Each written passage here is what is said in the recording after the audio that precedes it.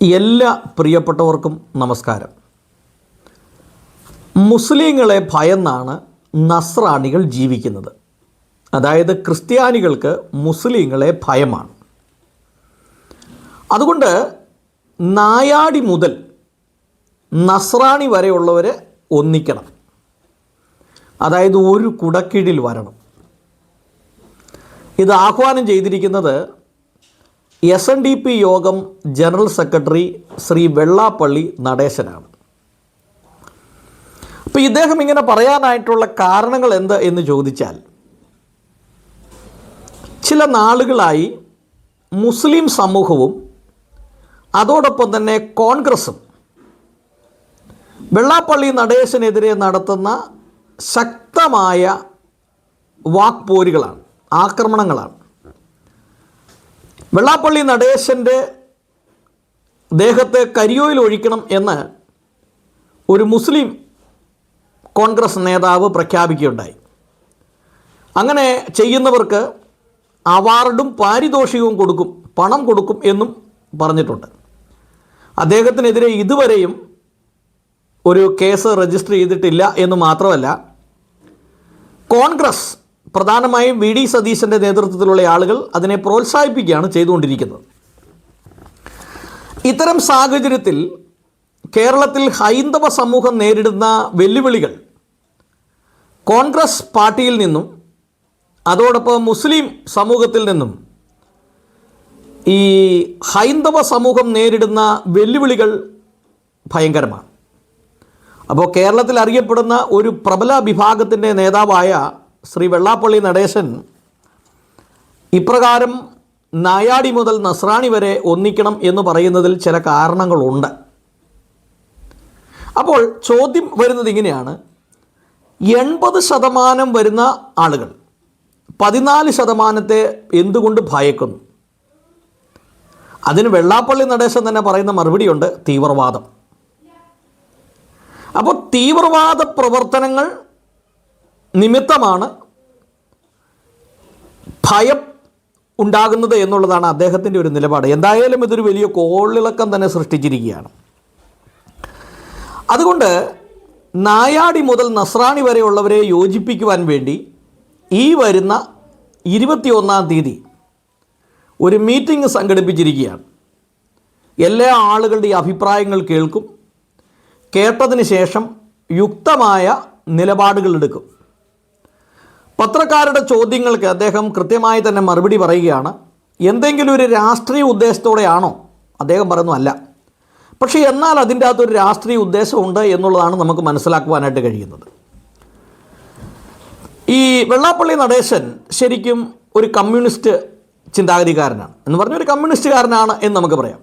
കാരണം കാലാകാലങ്ങളിൽ SNDP വിഭാഗം കമ്മ്യൂണിസ്റ്റ് പാർട്ടിയോട് ചേർന്നാണ് മുമ്പോട്ട് പോകുന്നത്. വെള്ളാപ്പള്ളി നടേശൻ പ്രഖ്യാപിക്കുകയുണ്ടായി, 2 പ്രാവശ്യം പിണറായി വിജയൻ്റെ ഗവൺമെൻറ് അധികാരത്തിൽ വന്നു, ഇനി 3ാമതും പിണറായി വിജയൻ തന്നെ അധികാരത്തിൽ വരും എന്ന് പറഞ്ഞാൽ കമ്മ്യൂണിസ്റ്റ് പാർട്ടിയുടെ നേതൃത്വത്തിൽ CPIMൻ്റെ നേതൃത്വത്തിലുള്ള ഭരണം കേരളത്തിൽ 3ാമതും വരും. അതുകൊണ്ട് തദ്ദേശ സ്വയംഭരണ തിരഞ്ഞെടുപ്പിൽ വലിയൊരു വിജയം നേടി എന്ന് ആഹ്ലാദിക്കുമ്പോൾ ആ ആഹ്ലാദത്തിന് അധികം ദൈർഘ്യമില്ല എന്നുള്ളതാണ് അദ്ദേഹത്തിൻ്റെ പ്രഖ്യാപനം. അപ്പോൾ ഈ കമ്മ്യൂണിസ്റ്റ് പാർട്ടി തന്നെ അധികാരത്തിൽ വരും എന്നാണ് അദ്ദേഹത്തിൻ്റെ അവകാശവാദം. എൻ്റെയും അഭിപ്രായം അതുതന്നെയാണ്. അത്രമാത്രം പിണറായി വിജയൻ സഖാവിൻ്റെ നേതൃത്വത്തിൽ ഇനിയൊരു ഭരണം ഉണ്ടാകരുത് എന്ന് നമ്മൾ ആഗ്രഹിച്ചാലും ഫലത്തിൽ 2026 തെരഞ്ഞെടുപ്പിൽ പിണറായി വിജയൻ സഖാവിൻ്റെ നേതൃത്വത്തിൽ തന്നെ ആയിരിക്കും കേരളം ഭരിക്കാൻ പോകുന്നത്. അതിന് പല കാരണങ്ങളുണ്ട്. ഏതാണ്ട് ഒരു 14 അടുത്ത് സീറ്റ് BJPക്ക് ലഭിക്കും. അത് കൃത്യമായ ഒരു കാര്യമാണ്. 14 അടുത്ത് സീറ്റുകൾ ലഭിക്കുമ്പോൾ അത് കേരള രാഷ്ട്രീയത്തെ വലിയ ചലനം സൃഷ്ടിക്കും. ഇനി എൻ്റെ ഒരു വ്യക്തിപരമായ അഭിപ്രായം, അതായത് ഭരിക്കുവാനുള്ള ഭൂരിപക്ഷം കമ്മ്യൂണിസ്റ്റ് പാർട്ടിക്ക് ലഭിക്കുന്നില്ലെങ്കിൽ BJPയുടെ സപ്പോർട്ടോടുകൂടെ, BJPയുടെ പിന്തുണയോടുകൂടെ കേരളം വീണ്ടും കമ്മ്യൂണിസ്റ്റ് പാർട്ടി ഭരിക്കും എന്നുള്ളതാണ് ചില വിദഗ്ധന്മാർ അഭിപ്രായപ്പെടുന്നത്. നമ്മൾ പറയാറുള്ള രാഷ്ട്രീയ നിരീക്ഷകന്മാർ.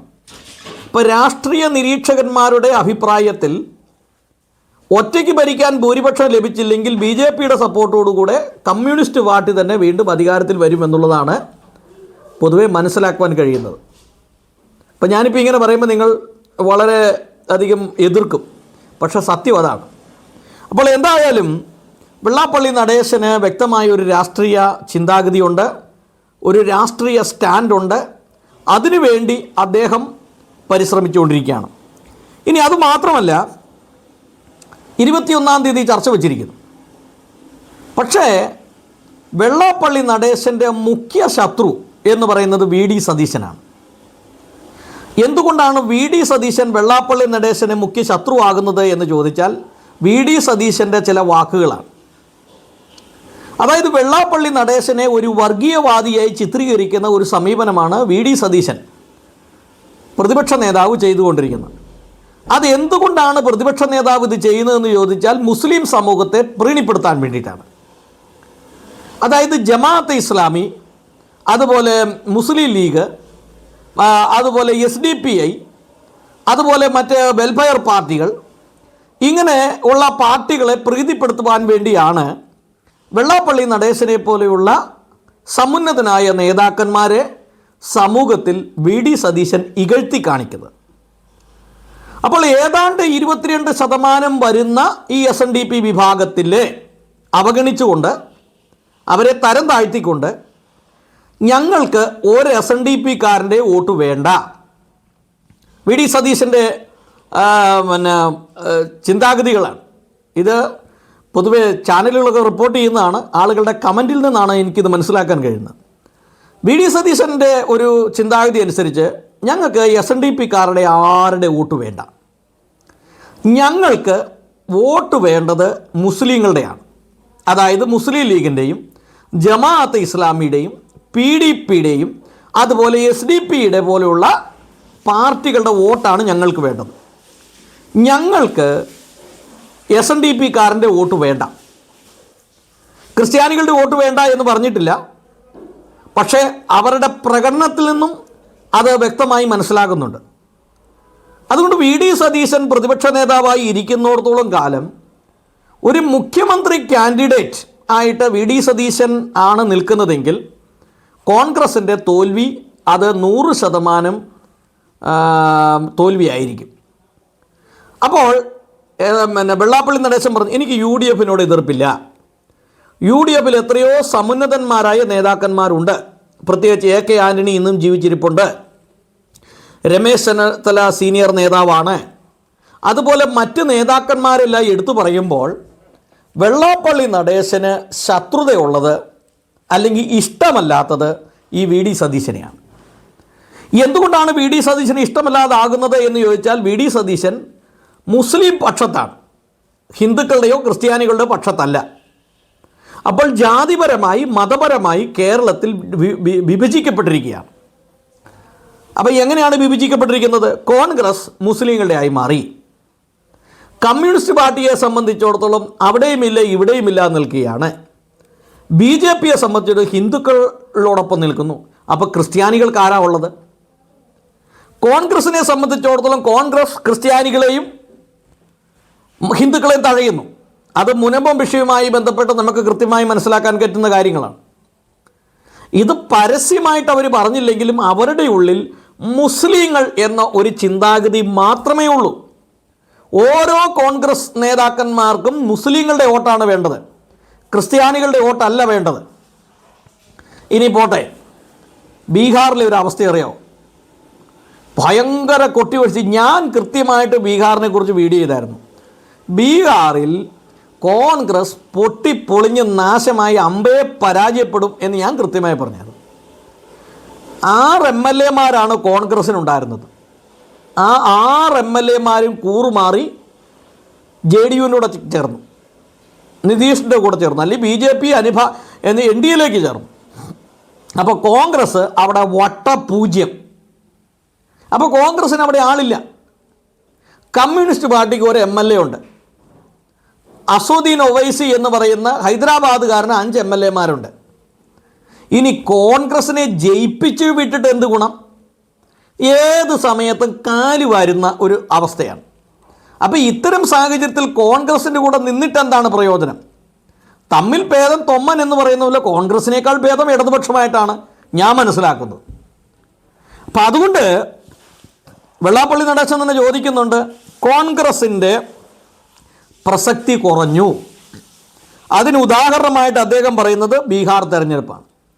ഇനി അതുമാത്രമല്ല, മുസ്ലിങ്ങൾ പറയുന്നത് കേട്ട് ചാടിക്കടിക്കട കൊച്ചുരാമ എന്ന് പറയുന്ന ഒരവസ്ഥയാണിപ്പോൾ കോൺഗ്രസ്സിന് എന്നാണ് അദ്ദേഹം പറയുന്നത്. ഇനി എന്തുകൊണ്ട് മുസ്ലിം സമൂഹത്തെ വെറുക്കുന്നു എന്ന ചോദ്യത്തിന് അദ്ദേഹം നൽകുന്ന മറുപടിയാണ്, ജമാഅത്ത് ഇസ്ലാമി എന്ന് പറയുന്ന ഈ വർഗീയവാദികളോടൊപ്പം VD സതീശൻ നിൽക്കുന്നു. വെട്ടും കുത്തും ഇല്ലാതെ പോകുന്ന ഒരു സംഘടനയാണ് SNDP. SNDP എന്ന സംഘടനയ്ക്ക് വെട്ട് കുത്ത് കൊലപാതകങ്ങളില്ല. എന്നാൽ ഈ മറ്റ് വിഭാഗത്തിൽപ്പെട്ടവർക്ക് ഇതുണ്ട്. പ്രത്യേകിച്ച് SDP നോക്കിയാൽ വെട്ടും കുത്തും കൊലപാതകം മാത്രമേ ഉള്ളൂ. അപ്പോൾ വെള്ളാപ്പള്ളി നടേശൻ്റെ വാക്കുകളനുസരിച്ച് വെട്ടും കുത്തും കൊലപാതകവും ചെയ്യുന്ന ഈ സമൂഹത്തോട് VD സതീശൻ യോജിച്ചു നിൽക്കുന്നു. അപ്പോൾ സമാധാനമായി ജീവിക്കുന്ന, കൊലപാതകവും ചെയ്യാതെ സമാധാനമായി ജീവിക്കുന്ന SNDP പോലുള്ള പ്രസ്ഥാനങ്ങളെ തഴയുകയും അവരുടെ വോട്ടുകൾ വേണ്ട എന്നുള്ള നിലപാടാണ് VD സതീശൻ സ്വീകരിക്കുന്നത്. അടുത്തൊരു ചോദ്യം, എന്തുകൊണ്ടാണ് മുസ്ലിങ്ങളെ ഭയക്കുന്നത്? അതിന് അദ്ദേഹം തന്നെ വിവരിക്കുന്നുണ്ട് മുസ്ലിങ്ങളെ ഭയപ്പെടുന്നതിൻ്റെ കാര്യം. ഇനി ഈ നസ്രാണികളെ ഇതിൻ്റെ അകത്ത് ഉൾപ്പെടുത്താൻ തീരുമാനിച്ചത് എന്താണ്? അടുത്ത ചോദ്യമാണ്, നസ്രാണികൾ ഉൾപ്പെടുത്താൻ തീരുമാനിച്ചത് എന്തെന്ന് ചോദിച്ചാൽ, വർദ്ധിച്ചു വരുന്ന ഇസ്ലാമിക് മതതീവ്രവാദം, ആ മതതീവ്രവാദത്തെ സപ്പോർട്ട് ചെയ്യുന്ന കോൺഗ്രസ്. അതുകൊണ്ട് നായാടി മുതൽ നസ്രാണികൾ വരെ ഒന്നിക്കേണ്ടത് ഈ കാലഘട്ടത്തിൻ്റെ ആവശ്യമാണ്. അല്ലെങ്കിൽ ഇസ്ലാമിക് മതതീവ്രവാദം ഈ രാജ്യത്തെ കാർന്നു തിന്നും. സമസ്ത മേഖലകളിലും ഇസ്ലാമിക് മതതീവ്രവാദം വിഴുങ്ങുമ്പോൾ ജനാധിപത്യത്തിൽ വിശ്വസിക്കുന്ന, മനുഷ്യനെ മനുഷ്യനായി കാണുന്ന, സമാധാനത്തോടെ ജീവിക്കാൻ ആഗ്രഹിക്കുന്ന ആളുകളുടെ അവസ്ഥ എന്താകും? അതാണ് അടുത്ത ചോദ്യം. അപ്പോൾ ലീഗിൻ്റെ നേതൃത്വത്തിലുള്ള കോൺഗ്രസിൻ്റെ ഭരണം ഭയപ്പെടുത്തിയാണ്. അപ്പോൾ കോൺഗ്രസ് ഭരണത്തിൽ വന്നാൽ ഭരിക്കുന്നത് കോൺഗ്രസ് ആയിരിക്കില്ല, അത് മുസ്ലിം ലീഗ് ആയിരിക്കും. അപ്പോൾ കോൺഗ്രസ്സിന് അവിടെ യാതൊരു പ്രസക്തിയുമില്ല. ഒരു മുഖ്യമന്ത്രി, ഒരു റബ്ബർ സ്റ്റാമ്പ് പോലെ ഒരു മുഖ്യമന്ത്രി ആയിരിക്കും. ഭരണം നിയന്ത്രിക്കുന്നത് മുഴുവൻ മുസ്ലിം സംഘടനകളായിരിക്കും. അതുകൊണ്ട് തന്നെ അവർ പറയും, എറണാകുളം ജില്ലയെ വിഭജിക്കണം, ഒരു മൂവാറ്റുപുഴ ഒരു ജില്ലയാക്കണം, മലപ്പുറത്തെ വിഭജിക്കണം, ഇങ്ങനെയൊക്കെ പറഞ്ഞ് വലിയ പ്രഷറുകൾ അതിൻ്റെ മുകളിൽ ചൊലുത്തും. അപ്പോൾ പൊതുവെ കേരളത്തിൻ്റെ അവസ്ഥ എന്ന് പറയുന്നത് ഇസ്ലാമിക് മതതീവ്രവാദത്തിൻ്റെ വേരുകൾ ആഴ്ന്ന് ഇറങ്ങിയിരിക്കുന്ന ഒരു പ്രദേശമാണ് ഈ കേരളം എന്ന് പറയുന്നത്. ഈ SDP പോലുള്ള സംഘടനകളുടെ വളർച്ച അതിപ്പോൾ ഒരു പ്രധാനപ്പെട്ട കാരണമാണ്. അപ്പോൾ അങ്ങനെ വരുമ്പോൾ കോൺഗ്രസിൻ്റെ ഭരണം കൊണ്ട് ഒരു നേട്ടം ഉണ്ടാകില്ല. കോൺഗ്രസിൻ്റെ ഭരണം എന്ന് പറയുന്നത് മുസ്ലിങ്ങൾക്ക് വേണ്ടി മാത്രം, മുസ്ലിങ്ങളുടെ അല്ലെങ്കിൽ മുസ്ലിം ലീഗിൻ്റെ വാക്കുകൾ കേട്ട് അവരുടെ ഇച്ഛയ്ക്ക് മാത്രം തുള്ളുന്ന ഒരു റബ്ബർ സ്റ്റാമ്പ് ഗവൺമെൻറ് ആയിരിക്കും കോൺഗ്രസിൻ്റെ. അതുകൊണ്ട് ഈ കോൺഗ്രസ് എന്ന വർഗീയ ഈ കോൺഗ്രസ്സിന് നിന്ന് ഒഴിവായി നിൽക്കുക, ഇങ്ങനെ ഒരു ആശയമൊക്കെയാണ് ഈ ഉരുത്തിരിഞ്ഞ് വരുന്നത്. അപ്പോൾ പിണറായി വിജയൻ സഖാവിൻ്റെ നേതൃത്വത്തിൽ ഭരണം വീണ്ടും വരും എന്ന് അദ്ദേഹം വിശ്വസിക്കുമ്പോൾ വളരെ ശക്തമായ ആക്രമണങ്ങളാണ് VD സതീശന് നേരെ കൊടുക്കുന്നത്. എന്നാൽ ഞാൻ ഇതിൻ്റെ താഴെയുള്ള കമൻറ്റുകളെല്ലാം നോക്കി. ഏതാണ്ട് 926 കമൻറ്റാണ് ഞാൻ ഈ വീഡിയോ കാണുമ്പോൾ ഇതിൻ്റെ അകത്തുള്ളത്. 90% കമൻറ്റുകളും വെള്ളാപ്പള്ളി നടേശൻ്റെ വാക്കുകൾക്കെതിരാണ്. അവർ പറയുന്നത് നസ്രാണികളെ സംബന്ധിച്ച് അല്ലെങ്കിൽ ക്രിസ്ത്യാനികളെ സംബന്ധിച്ച് ക്രിസ്ത്യാനികൾ ഒരിക്കലും മുസ്ലിങ്ങളെ ഭയക്കുന്നില്ല എന്നുള്ളതാണ്. എന്നാൽ അതിൽ എത്രത്തോളം സത്യമുണ്ട്? ഒരു കാലത്ത് ഭയപ്പെടുന്ന ഒരു അവസ്ഥ ഉണ്ടായിരുന്നു. മുസ്ലിം സമൂഹത്തെ ഭയപ്പെട്ട് ജീവിക്കുന്ന ഒരു സമയം ഉണ്ടായിരുന്നു. കാരണം ഒന്ന് പറഞ്ഞ് രണ്ടാമതിന് വെട്ടും കുത്തും കൊലപാതകമാണ്. ആ സാഹചര്യത്തിൽ കാസ പോലുള്ള സംഘടനകൾ രംഗത്ത് വരികയും ജോസഫ് മാഷിൻ്റെ കൈവെട്ടിയതിന് ശേഷം SDP-ക്കാരുടെ നേതൃത്വത്തിൽ അല്ലെങ്കിൽ പോപ്പുലർ ഫ്രണ്ടുകാരുടെ നേതൃത്വത്തിലുള്ള വലിയ പ്രതിസന്ധികൾ നമ്മുടെ കേരളത്തിൽ നടക്കുകയാണ്. പോപ്പുലർ ഫ്രണ്ടുകാർ ഈ ജോസഫ് മാഷിൻ്റെ കൈവെട്ടിയതുമായി ബന്ധപ്പെട്ട് ക്രൈസ്തവ സമൂഹത്തിന് ഒരു ബോധം ഉണ്ടായിട്ടുണ്ട്. വെട്ടും കുത്തും കൊല്ലും കൊലപാതകവും നടത്തിയാൽ ആ നിൽക്കുന്ന രാഷ്ട്രീയ പാർട്ടികൾക്കോ സംഘടനകൾക്കോ പിടിച്ചു നിൽക്കാൻ കഴിയില്ല എന്നൊരു ധാരണ അറിഞ്ഞോ അറിയാതെ ഇവരുടെ ഉള്ളിൽ വന്നിട്ടുണ്ട്. ഇവർ നല്ലവരായിട്ടല്ല, അതായത് പോപ്പുലർ ഫ്രണ്ട് പോലുള്ള തീവ്ര ഇസ്ലാമിക് സംഘടനകൾ ഇവർ നല്ലവരായിട്ടല്ല, ഇവർ പക്ക മത തീവ്രവാദികളും കൊലയാളികളുമാണ്.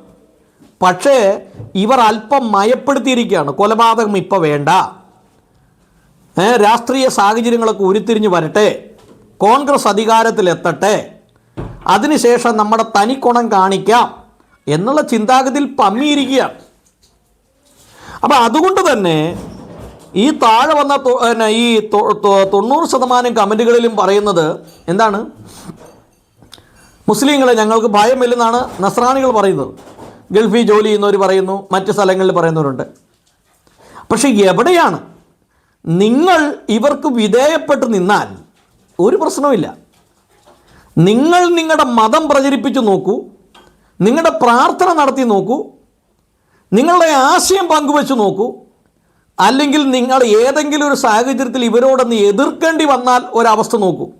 അപ്പോഴാണ് ഇതിൻ്റെ കൃത്യമായ വിവരം അറിയാൻ സാധിക്കുകയുള്ളൂ.